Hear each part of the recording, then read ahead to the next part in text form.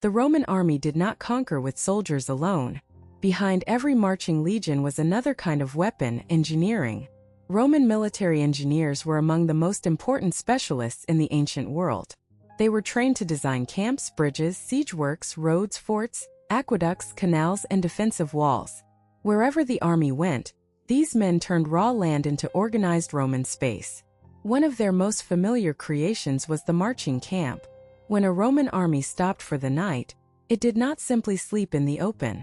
Surveyors moved ahead of the troops, searched for level and defensible ground, and marked out a rectangular camp with streets, headquarters, stables, kitchens, tents, and latrines. Then the soldiers began digging. Using tools they carried with them, they cut a ditch around the camp, raised a turf rampart behind it, and placed sharpened stakes on top. In only 2 or 3 hours, an exposed army could become a protected military settlement. This speed was one of Rome's greatest advantages. The army could march through hostile territory knowing that by nightfall, it could build its own fortified base. But Roman engineers were not only building camps, they were also responsible for overcoming whatever stood in the army's path.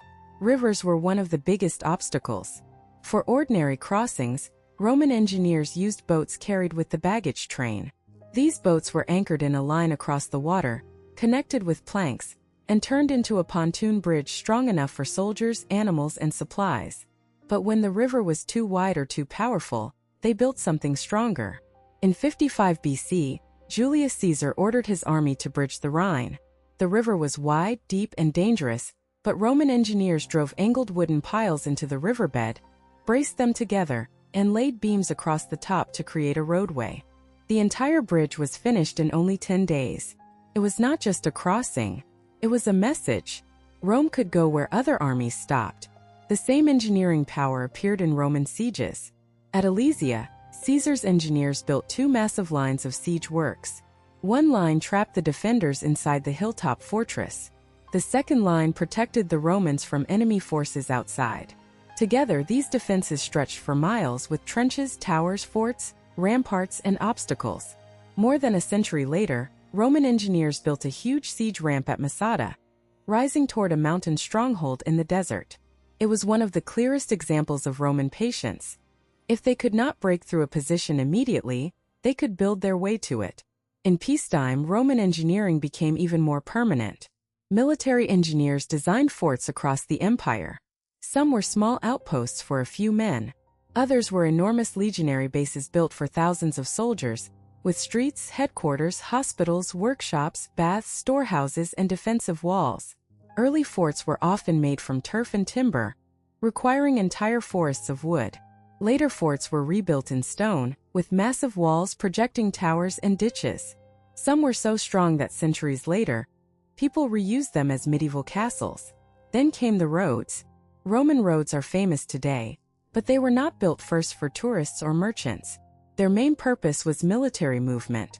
Roads allowed troops to travel quickly across the empire in every season and over difficult terrain. In marshlands, engineers raised roads on causeways supported by thousands of wooden piles.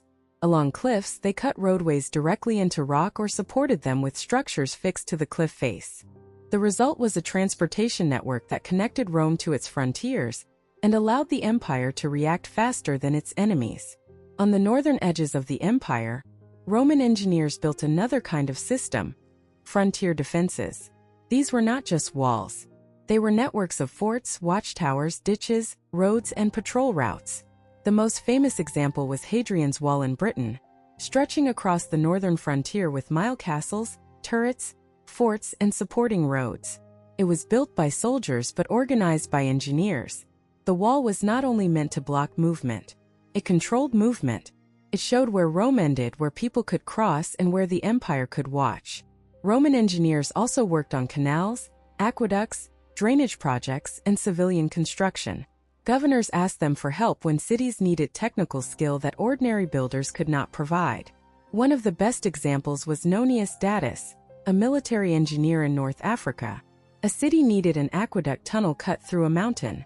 Datis surveyed the line and instructed workers to dig from both ends. Years later, the project was still unfinished because the teams had lost direction underground and were digging away from each other. So Datis returned. Even after being attacked and robbed on the journey, he reached the site, resurveyed the tunnel, reorganized the workers, and helped complete the aqueduct. That story reveals what Roman engineering really required. It was not only stone, timber, roads, and walls. It was measurement, organization, discipline, persistence. The Romans built an empire because they understood that power had to be supported by infrastructure. Camps protected armies. Bridges opened rivers. Roads moved troops. Forts held territory. Walls watched frontiers. Aqueducts kept cities alive. Rome's greatness was not built by ambition alone. It was built by engineers who could turn plans into stone, timber, and earth. And that is why so much of Roman engineering can still be seen today.